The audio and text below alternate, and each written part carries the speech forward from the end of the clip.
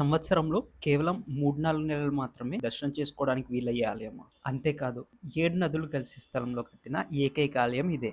ఇండియాలో ఇంకెక్కడా లేదు. మన తెలుగు స్టేట్‌లోనే ఉంది. అదే సంగమేశ్వర ఆలయం. ఇక్కడి నుంచి నేను సంగమేశ్వరం టెంపుల్‌కి వెళ్తున్నాను. నంద్యాల మీద వెళ్తున్నా. నంద్యాల దాటినప్పటి నుంచి రోడ్ అస్సలు బాగాలేవు. యాగంటి నుంచి 150 కిలోమీటర్స్ ఉంది. 3½ to 4 అవర్స్ టైం పట్టొచ్చు.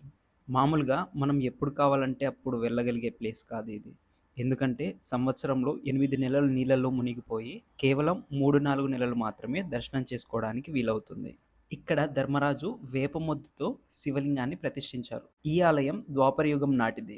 ముఖమండపం పూర్తిగా డ్యామేజ్ అయింది. వినాయకుడు, లలితాదేవికి ఇంతకు ముందు సపరేట్‌గా వారి ఆలయాలు ఉండేవి. కానీ అవి శిథిలమైపోవడం వల్ల ఇప్పుడు గర్భగుడిలోనే పెట్టి పూజిస్తున్నారు. పంచపాండవులు తమ అరణ్యవాసం సమయంలో ఇక్కడికి వచ్చినప్పుడు శ్రీకృష్ణుడు ధర్మరాజుతో ఇక్కడ శివలింగాన్ని ప్రతిష్ఠించమని చెప్తారు. అప్పుడు ధర్మరాజు భీముడితో కాశీ వెళ్ళి శివలింగాలను తీసుకురమ్మని చెప్తాడు. కానీ భీముడు వచ్చేసరికి సుముహూర్తం దాటిపోతుందని ధర్మరాజు వేపముద్దని ప్రతిష్ఠిస్తారు. భీముడు తిరిగి వచ్చిన తర్వాత అప్పటికే అక్కడ ప్రతిష్ఠించిన శివలింగాన్ని చూసి కోపంతో తను తెచ్చిన విగ్రహాలను విసిరివేస్తాడు. అలా ఒక్కో లింగం ఒక్కో ప్లేస్లో పడింది. అవే సిద్ధేశ్వరం, మల్లేశ్వరం, సోమేశ్వరం, కపిలేశ్వరం, సంగమేశ్వరం. ఇలా 5 క్షేత్రాల్లో ఉన్నాయి. అలానే ఈ క్షేత్రానికి చాలా ప్రాముఖ్యత ఉంది.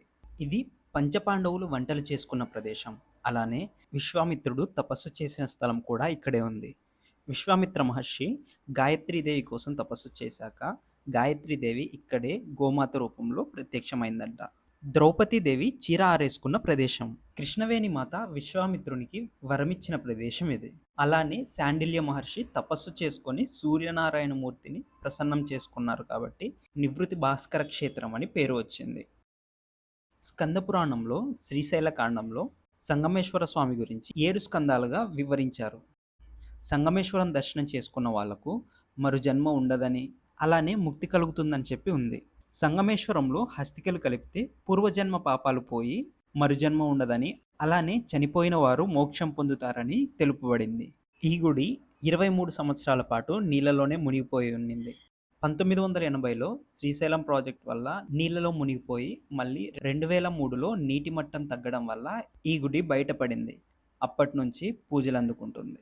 ఎలాగైతే అమర్నాథ్, బద్రీనాథ్, కేదార్నాథ్ ప్రకృతిలో లీలమై కొన్ని నెలలు మాత్రమే దర్శనం చేసుకోవడానికి కుదురుతుందో, అలానే ఈ సంగమేశ్వరంలో గుడి కూడా 8 నెలలు నీళ్ళలో మునిగిపోయి కేవలం 3, 4 నెలలు మాత్రమే దర్శనం చేసుకోవడానికి దర్శనమిస్తుంది. మీరు వెళ్ళాలి అంటే జూలై నుంచి అక్టోబర్ వరకు మాత్రమే వెళ్ళండి.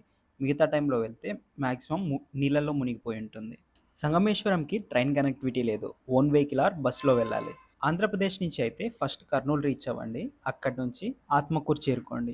ఆత్మకూరు నుంచి సంగమేశ్వరం 40 కిలోమీటర్స్ ఉంటుంది. బస్సెస్ దొరుకుతాయి. తెలంగాణలో ఎక్కడ ఉన్నా ఫస్ట్ కొల్లాపూర్కి రీచ్ అవ్వండి. హైదరాబాద్ నుంచి కొల్లాపూర్కి ఎవ్రీడే మార్నింగ్ 3:10కి ఆర్టీసీ బస్సు ఉంది. 7:20కి రీచ్ అవుతారు. Ticket price 300 rupees. అక్కడి నుంచి సోమశిల 11 కిలోమీటర్స్ ఉంటుంది. బస్ ఆర్ ఆటోస్ అవైలబుల్ ఉంటాయి. సోమశిల నుంచి సంగమేశ్వరంకి బోట్ ఉంటుంది. పర్ పర్సన్ 100 రూపీస్ తీసుకుంటారు. ఇన్ కేస్ మీరు బైక్ పైన వెళ్తే బైక్కి ఎక్స్ట్రా 100 రూపీస్ తీసుకుంటారు. బోట్ దిగిన దగ్గర నుంచి టెంపుల్ దగ్గరికి 5 కిలోమీటర్స్ ఉంటుంది. ఆటో వాళ్ళు 50 రూపీస్ తీసుకుంటున్నారు. రిటర్న్ సంగమేశ్వరంకి బై బోట్ రీచ్ అయితే అక్కడి నుంచి సేమ్ బోట్లో 100 రూపీస్ తీసుకుంటారు పర్ పర్సన్. వెహికల్కి అయితే 100 రూపీస్. అక్కడి నుంచి కొల్లాపూర్కి బై బస్ రీచ్ అయితే కొల్లాపూర్ నుంచి నాగర్ కర్నూలుకి ఫ్రీక్వెంట్గా బస్సెస్ ఉంటాయి. నాగర్ కర్నూలు నుంచి హైదరాబాద్కి ఫ్రీక్వెంట్గా బస్సెస్ దొరుకుతాయి. ఇక్కడికి ఓన్ వెహికల్లో రావడం బెటర్ అని నా పర్సనల్ ఒపీనియన్. ఇక్కడి నుంచి నేను సోమశిలలో ఉన్న 12 జ్యోతిర్లింగాలు ఉన్న గుడికి వెళ్తున్నాను. రేపటి వీడియోలో వస్తుంది చూడండి. లేదంటే ఈ వీడియో డిస్క్రిప్షన్లో ఇస్తాను, చెక్ చేయండి.